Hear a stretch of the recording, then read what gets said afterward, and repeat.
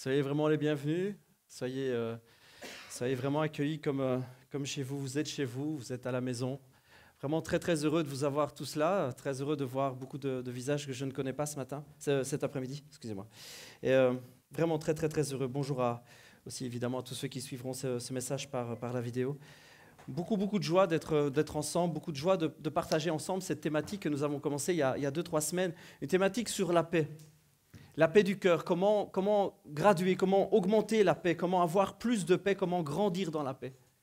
Il n'est pas dit que, étant chrétien, on devrait être malheureux tout le temps. Hein. Vous pourrez chercher partout, vous pourrez essayer de lire, et vous pourrez lire beaucoup de bouquins. Il n'est pas dit qu'on est obligé d'être malheureux parce qu'on est chrétien. Vous êtes d'accord avec moi quand même, là. Ne me laissez pas tout seul sur le coup, là. On est heureux. Et on est censé être heureux, on est censé avoir la joie. Ça ne veut pas dire, effectivement, et vous ne me ferez pas dire qu'on n'a aucun souci, on n'a aucune misère, on n'a aucun problème, on n'a aucun coup dur. Ok, je suis d'accord avec ça. On aura des coups durs, on aura des misères, la vie est ce qu'elle est, les difficultés sont là, mais on a un bon papa. On a un papa extraordinaire et il nous donne des clés, il nous donne des outils, il nous donne de quoi nous réjouir davantage jour après jour. Il ne dit pas, et la Bible ne nous dit pas, et Jésus étant venu sur terre ne nous a pas dit « Hey les mecs, ça va être tellement fun, aucun problème, aucun souci, mettez les pieds en éventail, tirez-vous sur une chaise longue, prenez un soda, ou prenez même une bière à la limite, et soyez cool, oh, on s'en fout du reste. » Non, il n'a pas dit ça. Il a dit « Prenez courage. » Ça veut déjà dire que, prenez courage, j'ai vaincu le monde. Ça nous donne déjà un petit peu l'idée qu'il va falloir prendre du courage, là, tout simplement. Qu'il va falloir s'armer de courage. Et il nous dit, je suis avec vous. Voilà ce que Jésus nous dit. Je suis avec vous jusqu'à la fin du monde. Il ne dit pas, je vous plante là, les copains, je m'en vais au ciel et avec un peu de chance, on se reverra. Non, il nous laisse avec sa présence. Le Saint-Esprit, alors que Jésus s'en va au ciel, le Saint-Esprit est envoyé quelques temps après pour que nous ne soyons pas seuls. Et bonne nouvelle, il n'est toujours pas parti. Le Saint-Esprit est toujours là. Il ne nous a toujours pas laissé tomber. Ça, c'est la bonne nouvelle de l'après-midi. Je pensais avoir des alléluia à ça, mais c'est la bonne nouvelle. Jésus est toujours présent par son Esprit. Il est toujours là, alors que lui, il est monté au ciel. Son Esprit est toujours là. Il n'est jamais parti. Et vous savez ce qui est extraordinaire avec Jésus, avec Dieu, avec Dieu, le Saint-Esprit. Ce qui est extraordinaire, c'est que tout est à 100%. Il n'y a pas des trucs à moitié. Il ne dit pas « je t'aime un petit peu, pas beaucoup, un petit peu plus, avec une petite fleur et une marguerite ». Non, il aime à 100%. Et quand il est présent, il n'est pas présent un petit peu. Il est présent à 100%.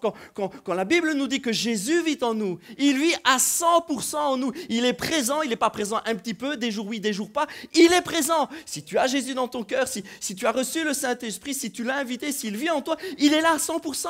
C'est extraordinaire. Il est là. Il vit en nous, il vit en toi. Waouh! Et nous avons vu ensemble, sur ces différents messages, et pour ceux qui veulent, vous pourrez aller les voir sur YouTube. On a une chaîne et vous pouvez nous suivre là. Tous les messages, vraiment grâce à ceux qui travaillent dans l'ombre, mais qui travaillent dur tous les soirs. Je voudrais juste qu'on fasse un gros applaudissement pour ça. Vous savez, c'est juste extraordinaire. Est-ce que vous savez qu'il y a un petit gars en particulier, mais est-ce que vous savez qu'il y a un petit gars qui passe plusieurs soirées par semaine pour le faire? Et vous savez quoi? C'est toutes les semaines. Moi, je prépare mes messages, etc. On a tous notre boulot. Moi, je m'accorde un jour de relax, c'est le lundi. Je récupère mon dimanche. Comme dirait l'autre, je fais mon dimanche, mon lundi. Moi, je récupère mon lundi. Vous savez qu'il y a un gars qui bosse tous les jours, presque de sa semaine, pour ça. C'est juste un travail de ouf. Alors, David, sois béni. Grâce à toi, il y a un travail extraordinaire qui se fait. Il faut savoir honorer, ce n'est pas de l'orgueil. Hein. On ne va pas dire tout de suite, on élève les gens. Non, ce n'est pas de l'orgueil, c'est de la reconnaissance.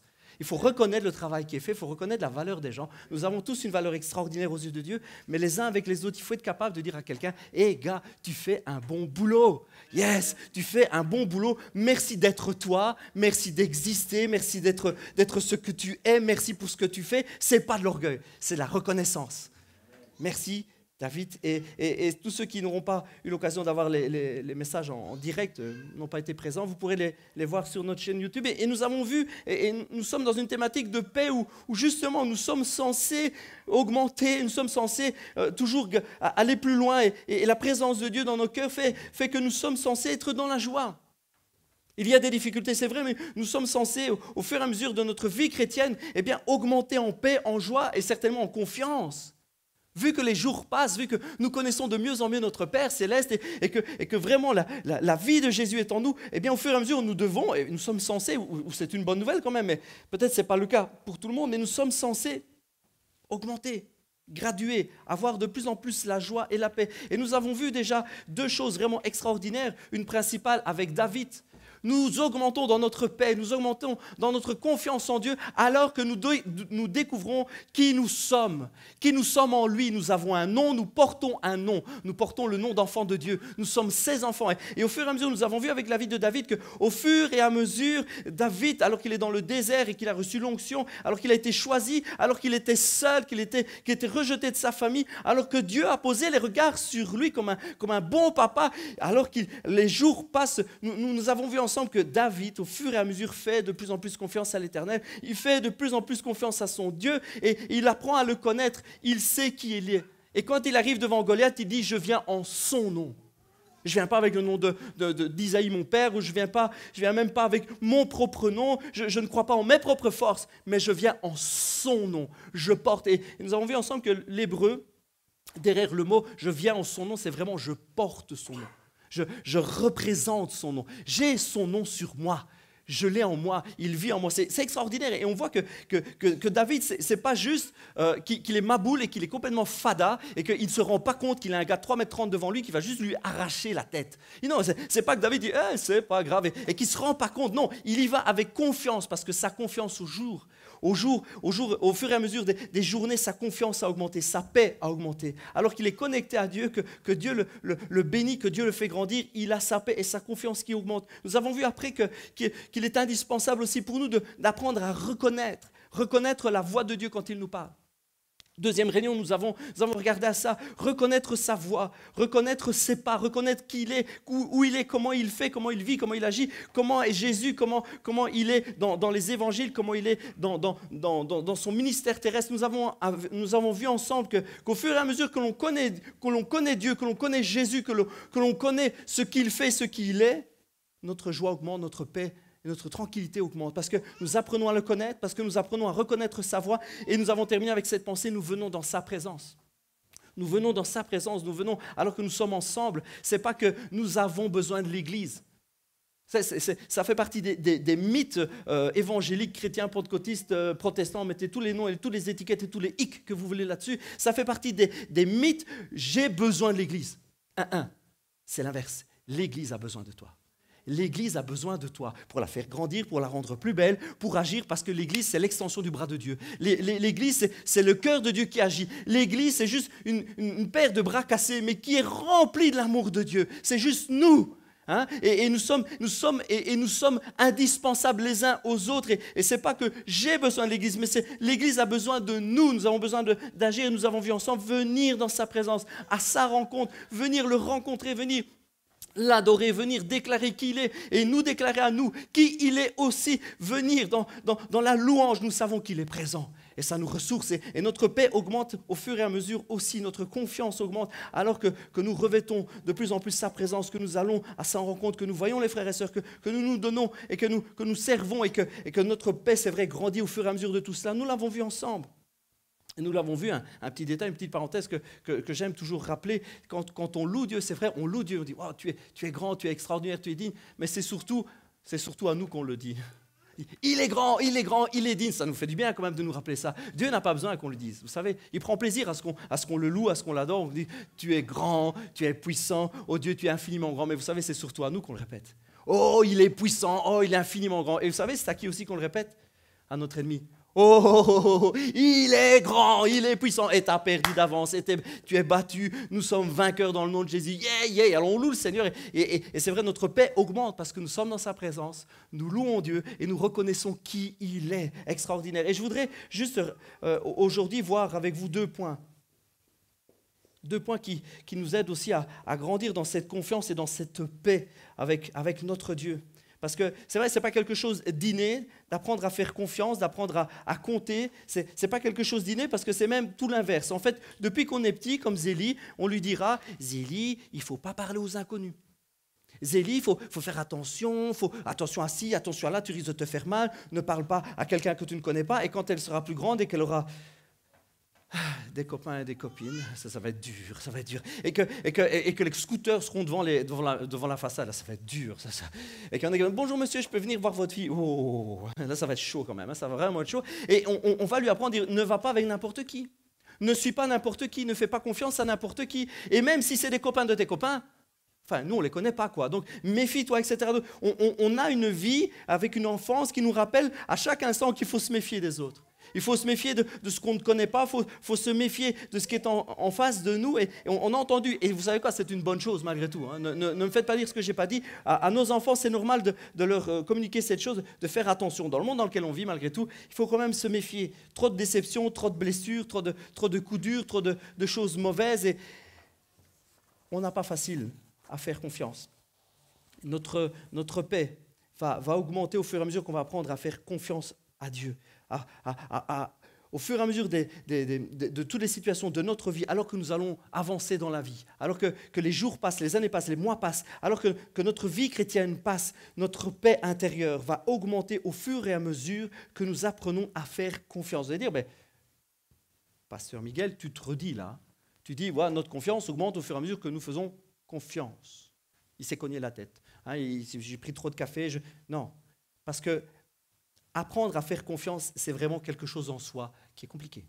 Apprendre à faire confiance au Seigneur, apprendre à faire confiance à Jésus, apprendre à faire confiance à notre Père Céleste, ce n'est pas quelque chose d'inné, ce n'est pas quelque chose de facile, ce n'est pas dans notre nature, ce n'est pas dans notre ADN, ce n'est pas quelque chose que nous faisons facilement, c'est quelque chose qui se travaille. Et vous savez, je voudrais vraiment, encore une fois, casser un mythe, casser vraiment une pensée qui est vraiment religieuse et qui est anti-biblique, c'est « apprends-toi à faire confiance ». Est-ce que vous voyez ce que je veux dire? On a vite fait dans beaucoup de milieux chrétiens de dire tu sais quoi, débrouille-toi, apprends à faire confiance. Fais confiance, il n'y a qu'à faire ça. Fais confiance au Seigneur. Et puis on fait une bonne tape sur l'épaule, ça ira mieux demain. Et puis vas-y, débrouille-toi quand même. C'est juste une pensée qui n'est pas biblique. Vous savez pourquoi? Parce que c'est tout l'inverse. Jésus dit je vais t'apprendre à faire confiance. Vous avez l'air sceptique. Je leur donnerai un cœur de chair. Voilà ce que dit Dieu. Il dit, je donnerai. Je mettrai en eux mon esprit. On ne peut rien faire tout seul. On ne peut rien faire par nos propres forces. Ce n'est pas possible, ce n'est pas imaginable. La religion, c'est j'essaye, moi en tant qu'être humain, de joindre Dieu. J'essaye. La foi, Jésus-Christ, c'est je, Dieu, vais joindre les hommes. C'est tout l'inverse.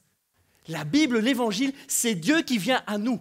C'est Jésus qui vient à nous. C'est lui qui fait une œuvre en nous. Nous avons le désir, l'envie qu'il nous change. C'est lui qui le fait. C'est ça toute la foi chrétienne. C'est ça la vraie relation qu'on a avec Jésus. Ce n'est pas une religion qui nous dit fais ceci, fais cela, fais ceci, fais cela. Essaye de tendre à joindre, à essayer d'attraper. Non, il est venu jusqu'à nous. Il est venu. Et la Bible, et Dieu nous dit, et je veux me faire le porte-parole de son cœur. Ne croyez pas que c'est par orgueil que je dis ça, mais j'en suis convaincu. Je veux me faire son porte-parole en vous disant « Je veux t'apprendre à me faire confiance ». N'essaye pas de me faire confiance à ta manière. Je veux changer ton cœur. Je veux t'apprendre à entendre, à reconnaître et à me faire confiance. À changer d'attitude et à relâcher. Nous allons voir ces 2 points-là simplement avec un récit extraordinaire, qui est celui d'une femme. Alors, excusez-moi les messieurs si ça vous choque, on va parler d'une femme extraordinaire. Oui, ça existe. Les femmes extraordinaires, ça existe. Les femmes sont précieuses, les femmes, c'est extraordinaire. Je sais qu'il y en a que ça leur retourne l'estomac que je le dise. Hein, surtout dans les églises, on a du mal avec ça. Ah, quoi, on va parler d'une femme. En plus, une femme extraordinaire. Ah, non, c'est pas possible. Les femmes, c'est... Vous savez quoi, je suis même pas désolé de vous le dire. Moi, je suis heureux de dire que les femmes, c'est précieux, que les femmes, c'est extraordinaire et que dans l'église, heureusement que vous êtes là. Heureusement que j'ai ma femme, heureusement que j'ai ma maman, heureusement que... Merci pour qui vous êtes. Écoutez, merci pour qui vous êtes, merci pour les femmes que vous êtes, les amis que vous êtes, les mamans que vous êtes, les grands-mères que vous êtes, les sœurs que vous êtes. Merci à vous d'être vous. En Jésus, il n'y a plus ni homme ni femme.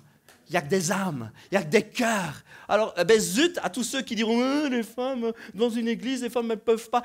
Zut! Je vous bénis, et vous nous bénissez. Merci d'être vous. Et nous allons lire ensemble le récit d'une femme extraordinaire qui est celui de Anne. On va juste retourner quelques centaines, voire milliers d'années en arrière. On va aller voir le récit de Anne dans Samuel. Alors, si vous avez votre Bible, je sais que c'est de moins en moins courant, mais si vous avez votre Bible ou votre iPad ou votre tablette ou votre smartphone, allez-y. 1 Samuel, chapitre 1. On va faire une lecture. Je ne fais pas souvent ça, mais on va changer. Hein. Juste pour aujourd'hui, on va changer. Je vais le lire. On va lire le récit extraordinaire de cette femme, de Anne. Et on va voir 2 points. Le premier, c'est changer d'attitude alors que la situation ne change pas. Et le deuxième point, c'est la confiance se révèle et grandit alors que nous décidons de relâcher. Nous lisons ensemble. Il y avait un homme excusez-moi pour la prononciation du vieil hébreu, je sais pas mon fort, Ramat-Taïm Tsofim, de la région montagneuse d'Éphraïm, du nom d'Elkana. Si vous cherchez un prénom sympa pour un petit gamin, ben voilà, Elkana, c'est cool. Il était le fils de Jéroham, fils d'Éliu, petit-fils de Tohu, arrière-petit-fils de Tsuf, étant Éphraïmite. Il avait deux femmes, l'une s'appelait Anne, l'autre Pénina. Pénina avait des enfants, tandis que Anne n'en avait pas. Chaque année, cet homme montait de sa ville jusqu'à Silo pour accomplir la loi, pour adorer l'Éternel, le maître de l'univers, et lui offrir à cette même occasion des sacrifices. Là se trouvaient les deux fils d'Élie, Ophni et Phiné, qui étaient prêtres de l'Éternel. Voilà la situation. On nous parle juste d'un homme qui est marié à deux femmes. À l'époque, ça se faisait. Ne prenez pas ça comme un prétexte pour essayer d'en avoir deux. Ça se faisait à l'époque. Okay? Non, mais c'est vrai, ce n'était pas dans les plans initiaux de Dieu, il faut le savoir. J'ai rien à rajouter à ça, mais sachez que c'était juste à l'époque. Hein, voilà, ça ne se fait plus trop. Et puis, imaginez tous les soucis que vous auriez avec deux femmes. Un homme a deux femmes, et la Bible nous parle simplement de cet homme pour nous faire comprendre que c'est un gars qui est engagé malgré tout à suivre sa religion. Chaque année, il va, et c'était un rituel, c'était quelque chose que les gens de l'époque devaient faire ou étaient simplement invités à faire. De n'importe où ils habitaient, ils faisaient le trajet de chez eux à Silo, qui était un endroit où il y avait beaucoup de symboles de la religion juive et il y avait beaucoup de symboles de la présence de Dieu matériel. Il y avait l'arche, etc. Et il y avait là des prêtres, il y avait des prophètes, il y avait des gens qui officiaient, si je peux dire ça comme ça, et chaque année, à des périodes régulières, il y avait des fêtes où les gens montaient. Et ils apportaient des sacrifices, hein, ils apportaient des animaux que voilà, selon tous les rituels de l'époque, le sacrificateur ou le prêtre faisait le sacrifice, enfin, le brûlait, etc. On ne va pas rentrer dans les détails parce que ce n'est absolument pas intéressant pour nous à ce moment-ci. Et cet homme, on voit juste qu'il est engagé, il le fait chaque année. Et alors qu'il le fait chaque année, eh bien, il emmène sa famille, il emmène sa femme, ses femmes. Et la Bible nous plante directement le décor. La femme, Anne, était stérile. Elle n'avait pas d'enfant. Alors, chez nous, on dirait juste, ok, ben, ça évite des frais, hein, on ne va pas acheter la pilule ou quoi. Ben, on aurait dit, bon, voilà, c'est tout, si elle voulait des enfants, on n'a qu'à en adopter un. Mais à l'époque, dans la mentalité de l'époque, c'est une horreur.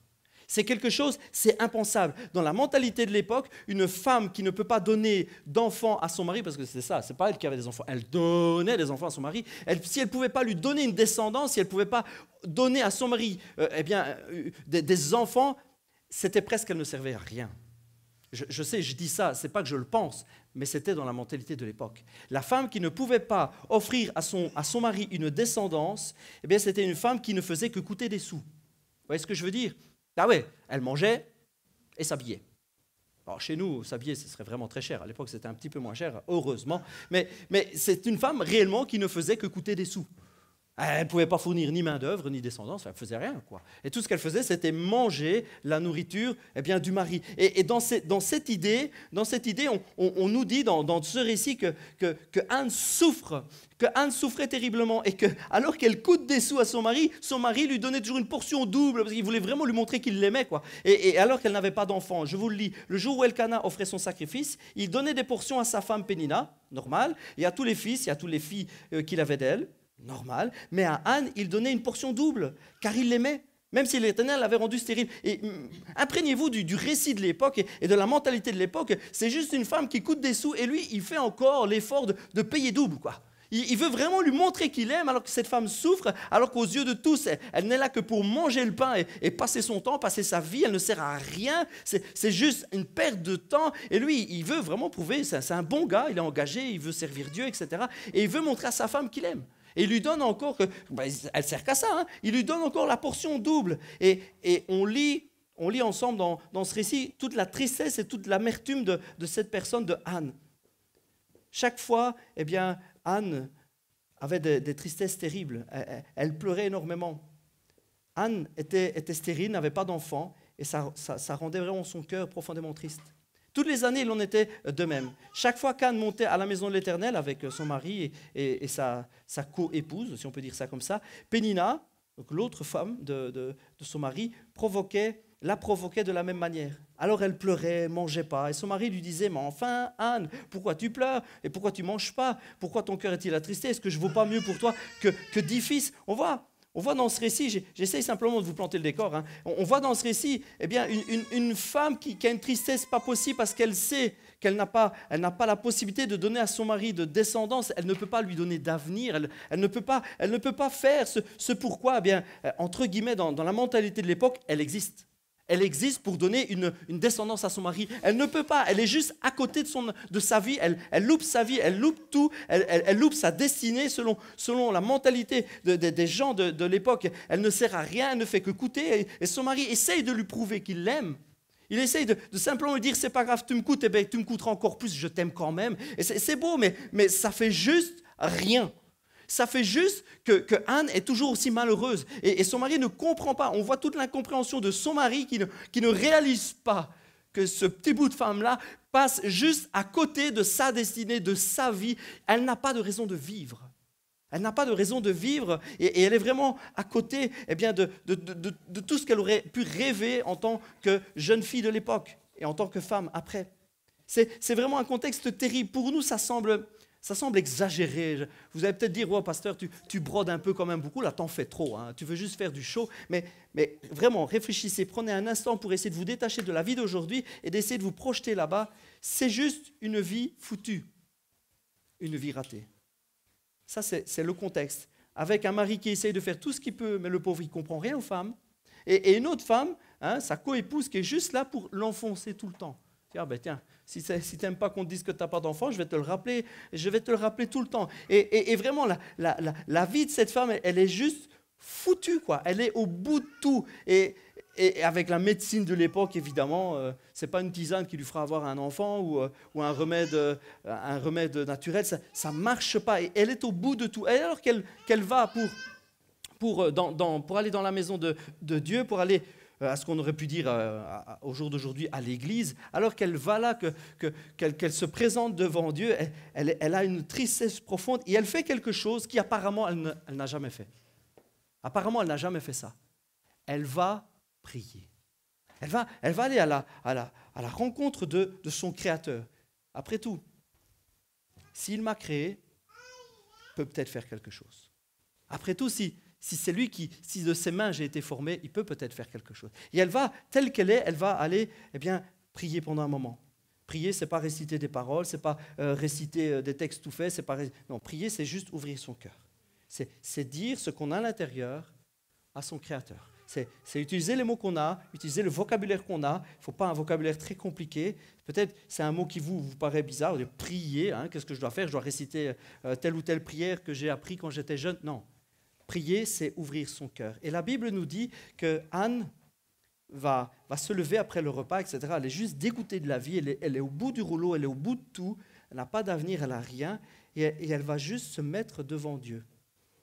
Elle va dire avec les mots qu'elle a, hein, « Éternel, Maître de l'univers, si tu consens à regarder la détresse de ta servante, si tu te souviens de moi et si tu n'oublies pas ta servante et si tu lui donnes un fils, je le consacrerai à l'Éternel pour toute la durée de sa vie et le rasoir ne passera pas sur sa tête. » C'est juste, moi je lis ça et je suis juste bouleversé.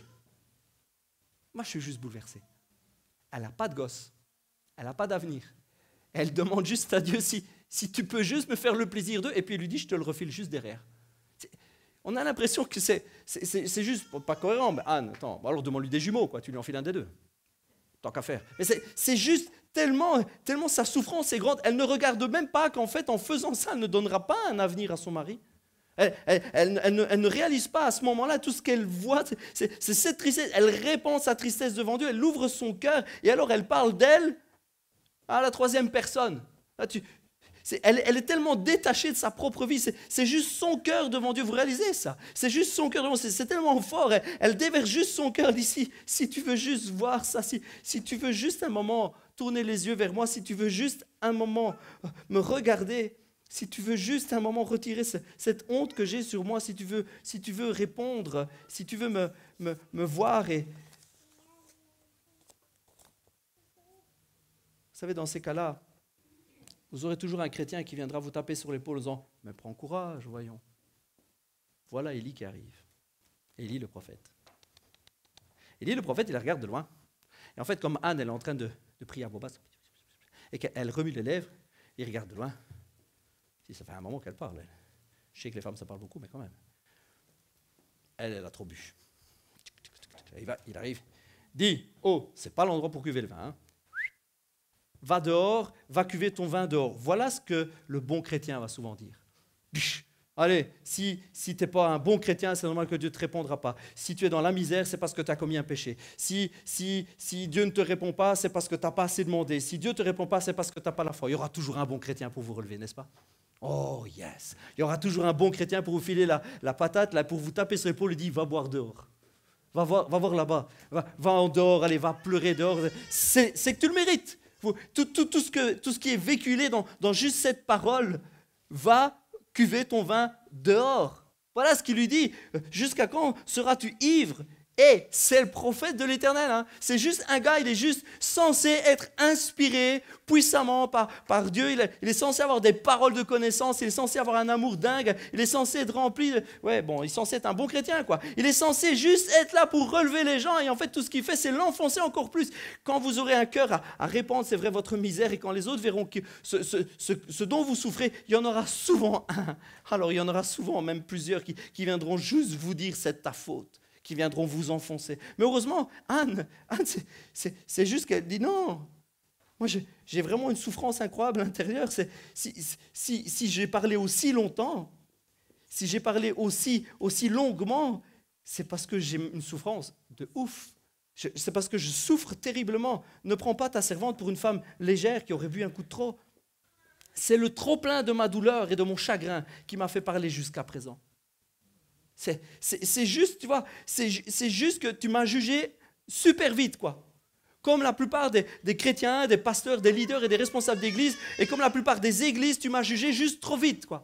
Je suis triste, je pleure, je ne pense pas que je mérite ce que j'ai sur ma vie, je pense pas, je m'examine de temps en temps, je regarde qui je suis, et quand bien même ce serait de ma faute, je demande juste qu'il me voie, qu'il épanche ma souffrance, et cette femme, elle déverse juste son cœur devant Dieu.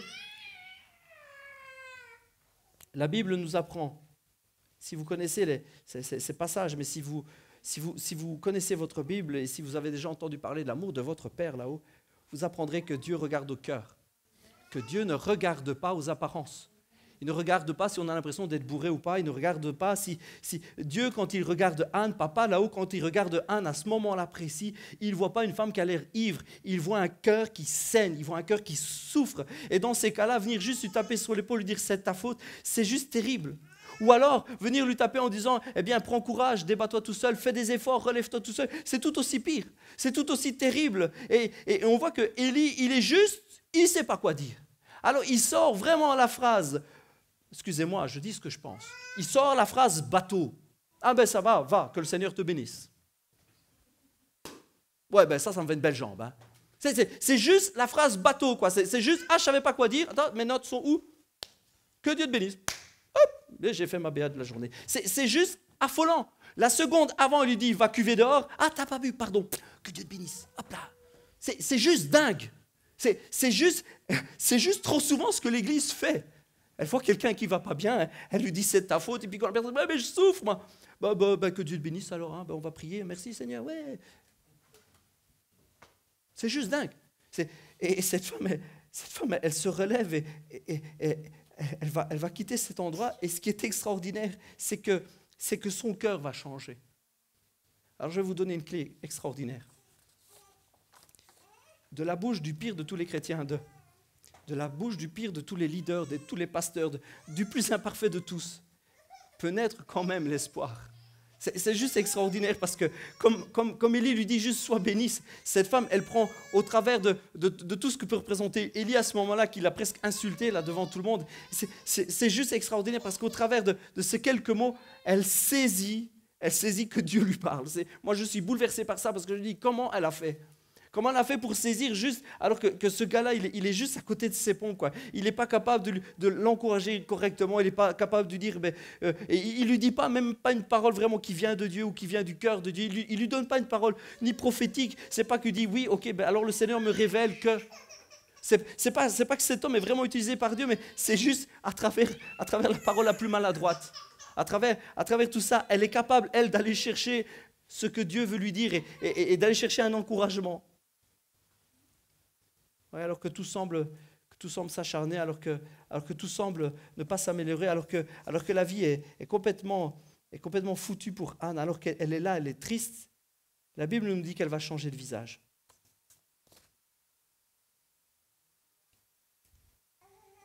Cette femme s'en alla. Elle se remit à manger et son visage ne fut plus le même. C'est juste extraordinaire. C'est juste extraordinaire comment cette femme va juste aller chercher, aller trouver dans cette petite parole que Dieu te bénisse ou simplement va en paix, quoi. Que Dieu exauce ta prière. C'est même pas qu'il a une parole pour elle en disant oui, Dieu t'exaucera. Il dit juste que Dieu t'exauce, quoi. Elle va aller trouver dans ces simples phrases et vraiment c'est extraordinaire. On voit là que Dieu utilise vraiment des gens imparfaits, tels que moi, j'en suis le premier, et que Dieu utilise vraiment des gens tels qu'ils sont et c'est juste extraordinaire. Et cette femme va changer d'attitude. Alors que la situation ne change pas, notre paix va augmenter, notre visage ne va plus être le même. On va rattraper l'appétit. Elle rattrape l'appétit, cette femme-là. Elle va rattraper la joie de vivre, pas parce que la situation a changé, mais parce que son attitude a changé.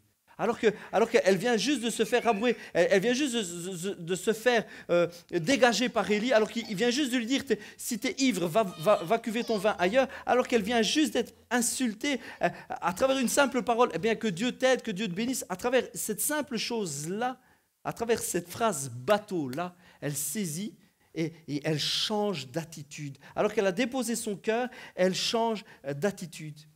La vraie question, c'est qu'est-ce que nous faisons ? Que faisons-nous quand tout semble s'acharner? Nous voulons vivre en paix, nous voulons la paix, mais que faisons-nous face à nos difficultés? Que faisons-nous? La question que le Saint-Esprit nous pose et me pose à moi, c'est comment je réagis? Notre paix est appelée à grandir, notre paix est appelée à évoluer, à grandir de jour en jour. Notre cœur est appelé à se réjouir, mais que faisons-nous? Est-ce que nous repassons toujours et sans cesse les mauvais aspects de notre vie, les mauvaises choses? Est-ce que nous repassons toujours et sans cesse les difficultés que nous avons? Ou est-ce que nous avons déposé au pied de Dieu ce que nous voulions? Est-ce que nous avons déposé notre cœur? Est-ce que nous ouvrons notre cœur afin qu'il puisse nous apprendre à lui faire confiance? Et alors que cette femme rentre chez elle, alors que cette femme quitte la maison de Dieu, la situation ne change pas vraiment. La situation reste la même, mais son cœur et son attitude change. Et ce changement d'attitude va changer le reste de sa vie. La situation ne change pas, mais son attitude ne change pas. Son attitude change. La situation reste la même, reste toujours aussi bloquée, mais son attitude à elle change. Elle change d'attitude, change d'orientation, change de cœur, change de disposition. Elle est décidée à changer. Elle rentre chez elle avec l'idée, avec l'espoir que Dieu va agir dans sa vie. Pourquoi? Parce que Élie lui a dit quelque chose ou parce qu'un chrétien lui a dit quelque chose? Ou pourquoi est-ce que tu changerais? Pourquoi ton attitude changerait? Pourquoi? Parce que le pasteur te dit quelque chose? Parce qu'un leader te dit quelque chose? Parce que l'église te dit quelque chose? Pourquoi? C'est certainement pas parce que Élie est un super prophète ou un super leader.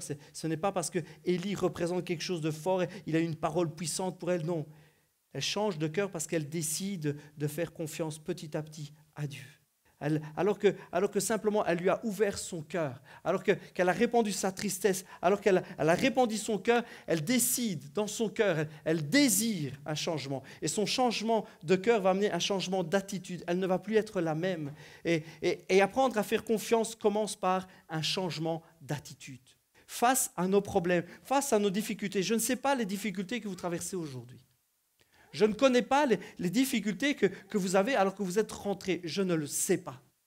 Je ne sais pas les tristesses. Je ne sais pas à quel point votre cœur est chargé, au point de pouvoir parler, de pouvoir pleurer pendant des heures devant Dieu. Je ne le sais pas. Je ne sais pas. Dieu ne m'a pas révélé. Je ne suis pas un super prophète. Je ne suis pas un super leader. Mais dans toute mon imperfection, je peux juste dire comme Élie. Je peux juste dire, Dieu t'entend. Dieu te connaît. Il connaît tes tristesses, il connaît tes pleurs, il connaît tes nuits, il connaît tes larmes. Il le sait, il le voit. La confiance que Dieu veut faire grandir en toi, ça commence par un changement d'attitude ou d'un visage triste et focalisé, avec le focus toujours sur tes ennuis. Tu tournes les regards, tu changes d'attitude et tu décides un moment. Tu dis, ok, je veux apprendre à te faire confiance. Et tu rentres chez toi comme Anne. Il n'y a rien qui a changé. La vie n'a pas changé, la situation n'a pas changé, mais tu as décidé de faire des pas avec lui. Oui, il faut comprendre que pour Anne, elle est rentrée chez elle, c'est juste la même chose. Hein. C'est juste le même. Elle rentre avec un sourire, avec une joie, avec une paix qui grandit. Elle dit, ouais, je veux faire confiance à ce Dieu vivant-là. Je veux faire confiance. Ouais, bon, il y a l'autre là qui m'a juste dit, ouais, va boire ailleurs. Et puis, mais bon, allez, à la limite. Il ne savait pas quoi. Et puis il m'a juste dit, que la paix soit avec toi. Et elle saisit ça. C'est ok, c'était maladroit, c'est ok, c'était insultant, mais c'est pas grave, je veux commencer à faire confiance. Mais comprenez que ça ne change rien. Ça ne change rien à la situation. Elle va rentrer. Bon, vous savez que les enfants, ça c'est pas livré par Coliposte, hein, ça n'est pas dans les choux. Il va falloir convaincre son mari. Hein. Elle a une rivale. Vous imaginez, je vous plante un peu le décor là. C'était pas pile ou face, mais il fallait convaincre le mari de passer la nuit avec elle. Hein. C'est toute une mentalité. Elle va rentrer, elle va juste être confrontée à tous ces problèmes. Elle décide d'avoir une attitude de cœur différente. Et puis c'est pas du jour au lendemain. Il faut que ça marche, ça tombe bien dans les bonnes dates, etc. Je vous fais pas un dessin, quoi. Vous savez comment ça marche, hein. Ok. Les enfants, ils sont là-bas, c'est bon. Soyez détendus. Il faut juste qu'en plus ça marche. Elle n'a pas reçu un calendrier tip-top, elle ne sait pas exactement comment ça va se passer, elle compte juste sur Dieu. La situation est la même, la situation n'évolue pas, ne change pas, mais elle décide de faire confiance petit à petit. Et cette confiance, c'est Dieu qui nous l'apprend. Il nous apprend à ouvrir notre cœur et puis un pas à la fois, alors que nous marchons avec lui, un pas à la fois, un jour à la fois, une semaine à la fois, 2 semaines de retard, et 2 semaines de retard, et puis 1 mois de retard, je commence à avoir du ventre. Et puis le bébé, il est là. C'est juste 1 semaine à la fois, 1 mois à la fois. Les jours passent, et puis ça grandit, et puis ça prend du volume. Et tout ce qui suit, c'est le fruit de l'amour. Je trouve ça joli, moi, le fruit de l'amour, non? Ok. Tout ce qui suit dans la vie de Anne, ça résulte d'un acte d'amour. D'un acte d'amour parce qu'elle a décidé de faire confiance à Dieu. Et petit à petit, alors que la situation ne change pas vraiment, les choses évoluent lentement, mais d'abord dans son cœur. Et son attitude change. Elle décide de changer d'attitude à travers une simple parole, à travers un acte maladroit. Je vais appeler l'équipe de musique, si vous voulez bien venir pour le dernier chant. Je termine avec cette pensée.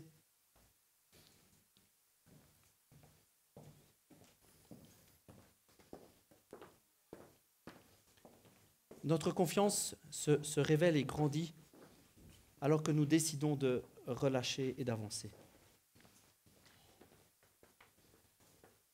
C'est vrai, on aimerait dire à quelqu'un, quand quelqu'un décide de changer d'attitude, et alors que la situation ne change pas, mais qui décide de changer sa manière de voir, sa manière de regarder, sa manière de penser, alors qu'il a le désir simplement que Dieu change sa vie, alors que son attitude change, mais que la situation reste la même. J'aimerais vous dire que tout change et que tout est facile après, mais ce n'est pas vrai.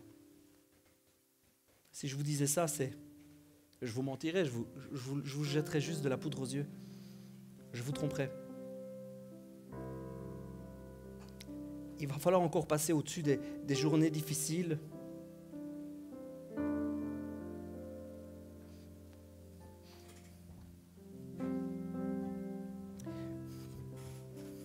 En fait, je viens de recevoir un SMS tout à l'heure d'une personne qui a essayé de se suicider et qui a failli mourir. Et puis, moi, je prêche là-dessus. Vous voyez, c'est juste dingue.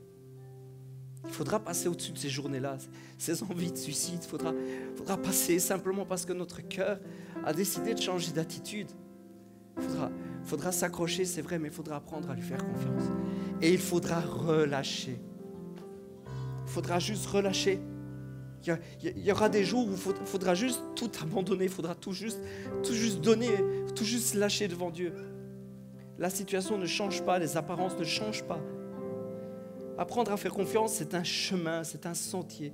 Ça commence alors que nous changeons d'attitude, mais ça continue avec des relâchements, avec des choses qu'on abandonne, avec parfois des pensées, des raisonnements qu'on abandonne à Dieu.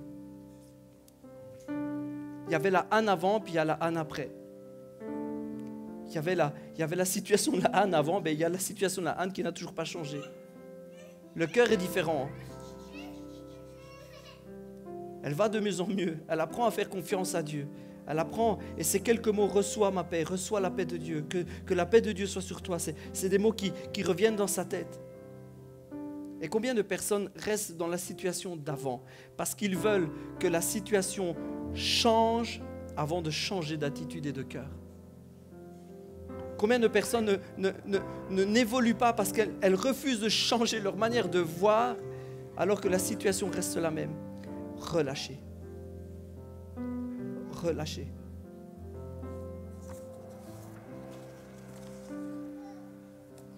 Anne, alors qu'elle a juste le désir d'avoir un enfant et de pouvoir donner un enfant à son mari, regardez tout ce cœur qu'elle a, et alors que cet enfant lui est donné, elle le donne à Dieu.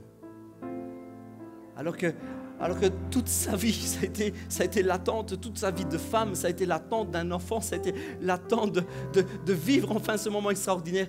Alors qu'elle apprend à faire confiance à Dieu, elle relâche. Elle lui laisse, elle lui donne. Alors que sa confiance a commencé, alors qu'elle a quitté cet endroit, qu'elle a vu sa situation changer par rapport à son attitude, a fait que sa situation change. Elle a un cœur différent, les choses changent au fur et à mesure. Et alors qu'elle est là, et elle arrive au bout, elle relâche encore, elle relâche ce que Dieu lui a donné, elle relâche et elle lui offre.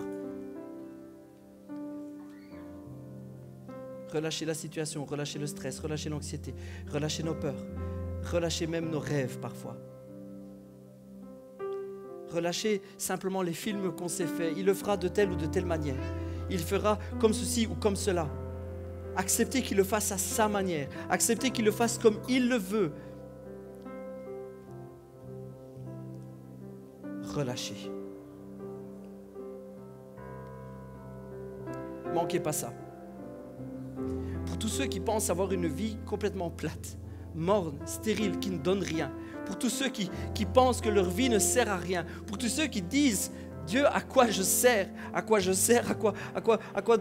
Pourquoi tu m'as créé? Pourquoi? Oui, je crois en toi, mais ma vie ne sert à rien. Je n'ai aucun avenir, je ne peux rien donner. À ceux-là, je voudrais dire ceci, et manquez pas ça. D'une vie stérile, une vie est née. Une destinée extraordinaire est née. D'une vie stérile, d'une femme qui ne pouvait pas enfanter, est né un enfant. Et cet enfant, c'est Samuel. Alors si vous connaissez un petit peu l'histoire, Samuel, c'est juste un prophète qui a accompli des choses extraordinaires. Parce que cette femme a appris à faire confiance. Son attitude a changé. Elle a appris à relâcher. De cette vie qui n'a servi à rien, ou qui ne servait à rien à ses yeux à elle, une destinée extraordinaire. Notre paix, notre joie, notre cœur est appelé à changer. Notre joie est appelée à augmenter. Notre joie est appelée à s'élever. Notre paix, notre confiance est appelée à grandir devant Dieu. Nous sommes appelés à vivre heureux. Ça prend une attitude différente. Ça prend un cœur différent. Ça demande un cœur différent. Une façon de penser différente. Et ça demande un cœur qui relâche. Alors on va chanter ce chant qui dit « Ma confiance est en toi ». Je ne sais pas dans quel état vous êtes rentrés cet après-midi. Je ne sais pas si vous étiez en pleine forme, je ne sais pas si vous étiez juste au bout du rouleau. Mais je crois que ce message est pour quelqu'un précisément. Change d'attitude. Change, dans le nom de Jésus, change. Change ta façon de voir, change ta façon de voir tes problèmes. Ne regarde plus à eux, regarde au cœur de Dieu, regarde à lui. Regarde à son cœur et relâche. Relâche tes peurs, relâche tes doutes, relâche tes angoisses, relâche tout devant lui. Mon espoir est en toi. Et alors que nous allons chanter ce chant, si quelqu'un veut qu'on prie pour lui, qu'il vienne ici en avant, sans traîner, sans jugement, sans regarder, on va pas s'occuper de qui regarde pas, on va pas s'occuper de tout ça. Si quelqu'un veut vraiment qu'on prie pour lui, on va prier ensemble. Si quelqu'un est touché par ce message, et je pense qu'il y a des cœurs qui sont appelés à changer, à être libérés, à avoir la paix, à avoir la joie. Si c'est votre cas, venez ici en avant. On ne va pas s'occuper de qui regarde ou pas.